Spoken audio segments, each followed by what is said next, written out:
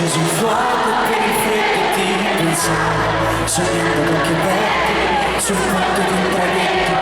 Credevo di vedere dentro il mare il tuo riflesso, le luci dentro al porto sembravano lontane, ed io che mi sentivo felice di approdare. Non mi cambiava il volto, la barba mi cresceva, trascorso giorni interi senza dire